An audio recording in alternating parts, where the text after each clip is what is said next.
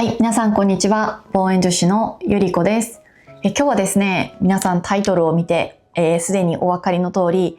新しく愛機をお迎えしたので、皆さんに紹介させていただきたいと思います。こちら、ソニー α7 V ですね。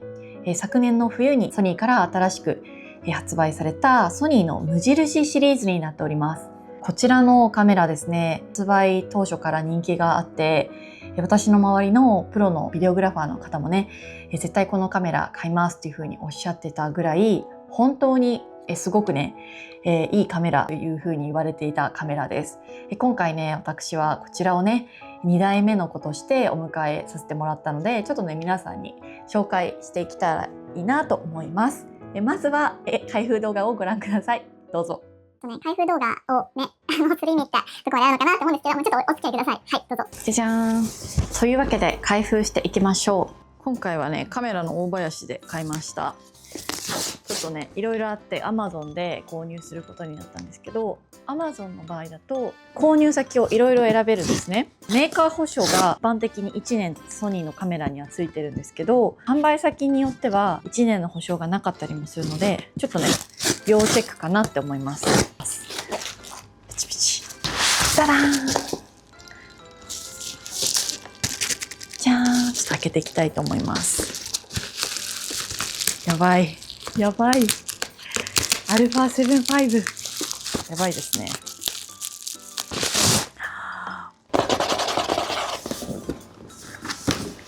見えるかな？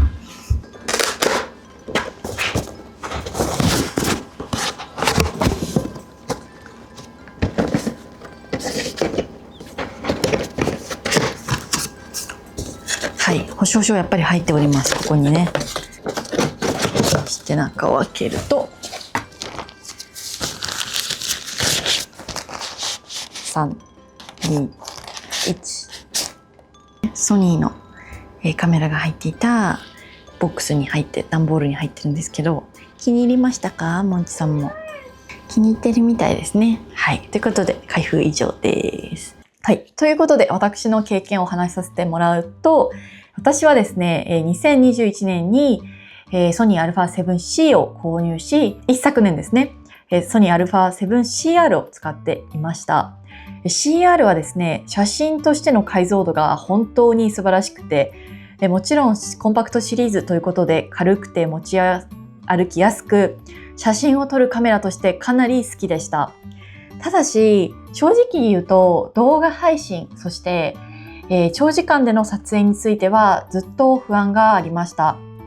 理由はシンプルで、ソニー α7CR っていうのは、高画素センサーだからですね。高画素センサーっていうのは、1枚あたりの情報量が非常に多い代わりに、処理負荷と発熱が大きくなっています。そのためね、ライブ配信とか長時間撮影だと、カメラの問題のほとんどが、画質ではなく熱での停止になってくるわけですね。この α7 V に変えて、最初に感じたのは、画質というよりかは、その安定感ですね。本当にこれは気のせいではなくて、ソニー α7 V が放熱構造がね、大きく変わっている点にあります。これは処理負荷を分散する設計、そしてバッテリー効率の改善で長時間回しても止まりにくい。つまり α7CR が撮れるカメラだとすると α7 V は止まらないカメラとも言えます。配信をする上ではこれが一番重要でした。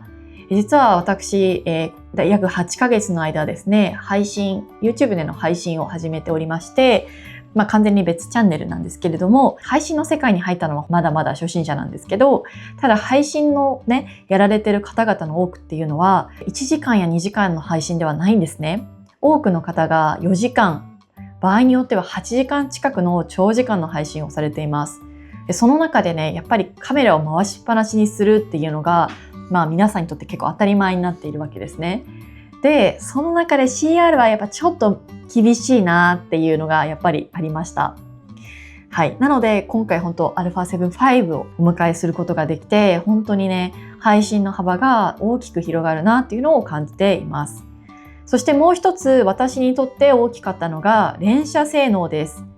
α7CR は高画素機なんですが、1枚の解像度がすごく高いんですが、連写とバッファが強くありません。電車の撮影は正直言ってシャッターチャンスがね、1秒以下なので、1枚の画質より当たる確率の方が重要になりますね。α7-5 はセンサー読み出し速度とオートフォーカスのね、追従がかなり改善されているので、狙う撮影から流れに合わせて撮れる撮影に大きく変わりました。これは画質の違いというよりかは、撮影方法が変わったっていう方が感覚として正しいかもしれません。そしてですね、想像以上に大きかったのが4軸マルチアングル液晶です。ソニー α7CR はですね、バリアングルだけだったので、ジンバルや低い位置での撮影が、モニターが見えないっていう角度がね、かなり多かったです。あとは日光がすごく明るい時なんかはですね、画面がやっぱり 見づらくてですね、モデルさんにね、確認をする時とかも、これ本当に大丈夫かなとか、あとこのね、液晶ちゃんと映ってるかなっていうのが正直よくわからなかった時もあったので、これからね、この液晶モニターはかなりね、役立ってくれるかなって思います。α7-5 はですね、チルト、そしてバリアングルを両方使える構造になっています。つまりですね、カメラを大きく動かさなくても構図の確認ができます。動画撮影ではね、これは操作性というよりかはもう、撮影可能なカット数っていうのに直結するかなって思います。やっぱりね、無駄なカットを取らずに済むというのはすごく大きいかなって思います。そしてグリップについてですが、正直言うとコンパクトさだけなら α7CR の方が好きかもしれません。はい、私はね、あんまり手が大きくないので、α7-5 はやや大きいかなと感じます。ただ使ってみると、このカメラは持ち歩き用というよりかは撮影用のボディっていう感じですね。なので本当に α7CR は携帯用のカメラ、そして α7-5 の方は運用用のカメラ、そして役割が違うので、どちらが上というよりかは用途を分けるのが正解だと思いました。ここからね、掲示板、レビュー、そして作例コメントを私はね、かなり読んで、その上でね、分かったことがいくつかあったので、皆さんに共有したいと思います。実は α7-5 は評価が割れています。というのも、カメラの出来というよりかは、期待されている役割が人によって違うため、評価が割れていると考えられます。レビューはね、はっきり2つの種類に分かれていました。1つ目はすごく満足している方々。例えば子供の撮影、それから旅行の撮影、ウェディングの撮影、それからイベントの撮影、動画も撮る人たち。こういった人たちのレビューには、何度も同じ言葉が出てきて、取って出しがいいとか、失敗が減ったとか、撮れ高が増えたとか、つまりね、画質が劇的に上がったというよりかは、撮影の成功率が上がったというふうに感じている人たちが多いかなって思いました。というのも AI オートフォーカスでピントがずれない、そして AI ホワイトバランスのおかげで肌色が自然、手ブレ補正とバッテリーで撮影が止まらないということでですね、カメラの性能が作品のクオリティというよりかは撮影の体験を変えたと言っても過言ではないかと思います。そして一方でもう一つのグループ、逆に不満を書いている人にもこのような共通点がありました。問題になるのが電子シャッターです。α7-5 はですね、30fps 連写、プリ撮影、ブラックアウトフリーに近い仕様なので、高速機のように見えます。ただし実際には体育館の LED や水銀灯の下ではフリッカーが発生します。つまり連写性能を活かせない。この用途では α7-3 との差が小さく感じてしまう。ここでね、評価が最高と期待外れに分かれているかもしれません。レビューをね、読んだところ、やっぱりこのカメラの立ち位置がはっきりしました。α7-5 は高速機ではありません。また高画素機でもありません。動画専用機でもありません。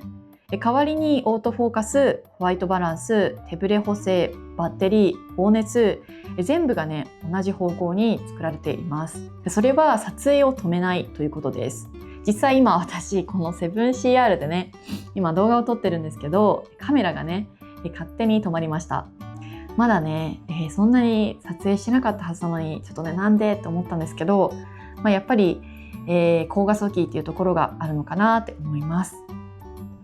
なのでこの α7-5 に関しては、スペックをね伸ばしたいカメラというよりかは、やっぱ撮影のぶどまりをね、上げるカメラですね。なのでスペック表を見ると普通に見えるのに使っている人の満足度が高い。逆に電子シャッターの高速機として期待すると評価が下がる。口コミを読んで分かったのはこの1点でした。今後ね、私の使い道としては動画配信、それから動画撮影、そして鉄道スナップ、での、ショットですね。やっぱりこれからもね ACR に関してはやっぱりサブ機として持ち歩きたいと思っていますが、ただ、ちょっとね、なので仕事の時なんかは α7V を持ち歩きたいなと思っています。ということでですね、はい、この動画を見てね、皆さん参考になれば幸いです。ぜひね、